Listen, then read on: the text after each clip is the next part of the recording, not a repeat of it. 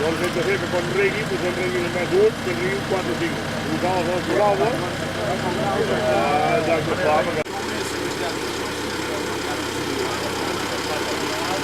wel.